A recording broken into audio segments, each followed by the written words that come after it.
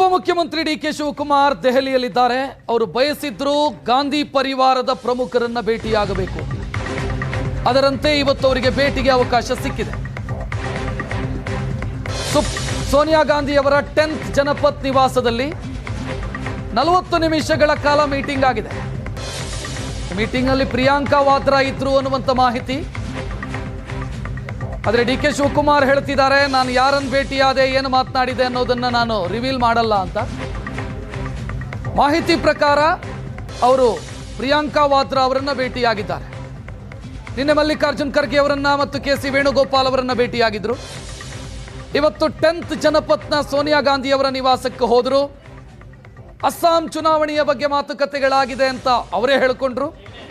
ನಂತರ ಬೇರೆ ಬೇರೆ ವಿಚಾರಗಳನ್ನು ನಾನು ಯಾರ ಹತ್ರ ಮಾತನಾಡಿದ್ದೀನಿ, ಯಾರನ್ನ ಭೇಟಿಯಾಗಿದ್ದೀನಿ, ಇದನ್ನೆಲ್ಲ ಡಿಸ್ಕ್ಲೋಸ್ ಮಾಡಲ್ಲ ನಾನು ಅಂತ ಡಿ.ಕೆ. ಶಿವಕುಮಾರ್ ಹೇಳಿಕೊಂಡ್ರು.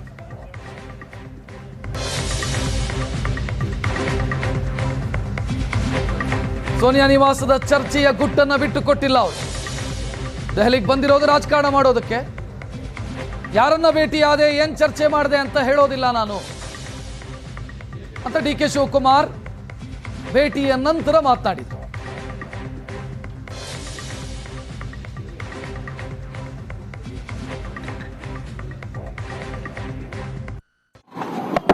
ನಾವು ಅಸ್ಸಾಂ ಎಲೆಕ್ಷನ್, ಅಸ್ಸಾಂದು ಮತ್ತು ಬೇರೆ ಬೇರೆ ಎಲೆಕ್ಷನ್ ಬಗ್ಗೆ ನಾವೆಲ್ಲ ನಮ್ಮ ರಾಜಕೀಯ ವಿಚಾರದಲ್ಲೆಲ್ಲ ಚರ್ಚೆ ಮಾಡಿದ್ದೀವಿ.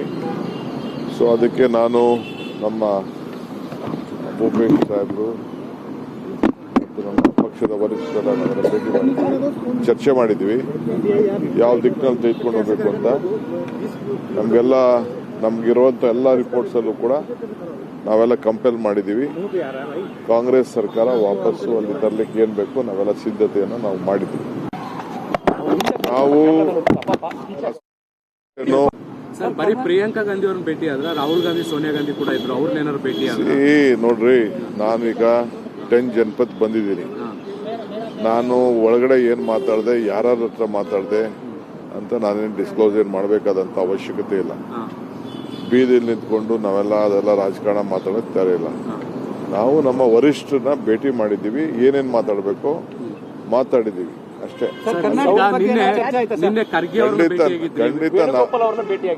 ಖಂಡಿತ ನಾನು ಬಂದ ಮೇಲೆ ಎಲ್ಲಾ ವಿಚಾರನೂ ತಿಳಿಸ್ಲೇಬೇಕಲ್ಲ, ಎಲ್ಲ ವಿಚಾರಗಳನ್ನ ಮಾತಾಡಲೇಬೇಕು. ಮಾತಾಡಿದ್ದೀನಿ, ಏನ್ ಬೇಕು ಮಾತಾಡಿದ್ದೀನಿ.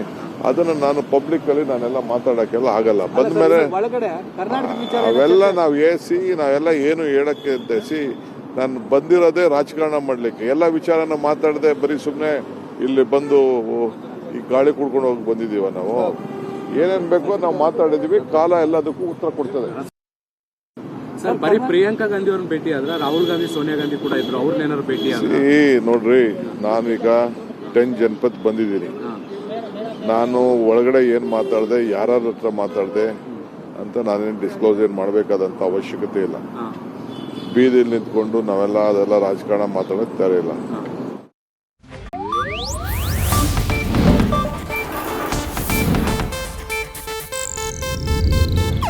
ಇದು ಏಷ್ಯಾನೆಟ್ ನ್ಯೂಸ್ ನೆಟ್ವರ್ಕ್ ಪ್ರಸ್ತುತಿ.